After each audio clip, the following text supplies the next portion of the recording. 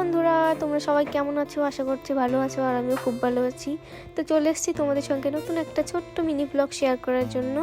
তো গত পরশুদিন আমরা গিয়েছিলাম শিলিগুড়ি মার্কেটে, তার কারণটা হচ্ছে আমার বই কিনতে। আর আমরা বলতে হচ্ছে আমি আর মাই গিয়েছিলাম। তো দেখতেই পাচ্ছ, তোমাদের সাথে কথা বলতে বলতে চলে এসেছি শিলিগুড়ি কলেজ পাড়া।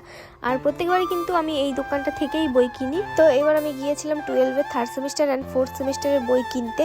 যতই বই কিনি পড়ি তো আর না, তো যাই হোক ওইভাবেই সুন্দর করে রেখে দিই। এর আগেরবারও সেমিস্টারের বইগুলো আমার এখনো নতুনই রয়ে গেছে। তো কি আর করা যাবে, না পড়লেও তো বই কিনতেই হবে, তাই না? তো তারপর দেখো আমাদের বই কেনা হয়ে গেলে আমরা হাঁটতে হাঁটতে চলে যাচ্ছিলাম একটু মার্কেটের ভেতরে। তার মধ্যে আমার মা একটা লটারি কিনে নিজের ভাগ্য পরীক্ষা করে নিল, এবং ভাগ্যটা খুব খারাপ ছিল তাই লটারিটাও লাগেনি। তো তারপরে দেখো আমরা ডালের বড়ি কিনে খেতে খেতে মার্কেটের ভেতরে চলে গিয়েছি। আর এই দোকানটায় দেখো কত সুন্দর সুন্দর সুন্দর কাশ্মীরি ঝুমকা দেখেছিলাম, কিন্তু ওগুলো যেহেতু আমি পড়ি না তাই আর কিনিনি। তারপরে দেখো মা আর আমি মিলে খেয়ে নিলাম ফুচকা। আর একটা দোকানে গিয়েছিলাম, দুটো জামা পছন্দ হয়েছে, একটা দিদির জন্য একটা আমার জন্য নিয়ে নিয়েছি। তো আমরা কিন্তু মার্কেটে গিয়েছিলাম বিকেল 3:30-র সময় বেরিয়েছিলাম আর কি বাড়ি থেকে। আর দেখো এখনই সন্ধে হয়ে গেছে। তো তারপর আমরা চলে গিয়েছিলাম ড্রাই ফ্রুটসের দোকানে। মা জানি কি নিয়েছে, আমার অত মনে নেই।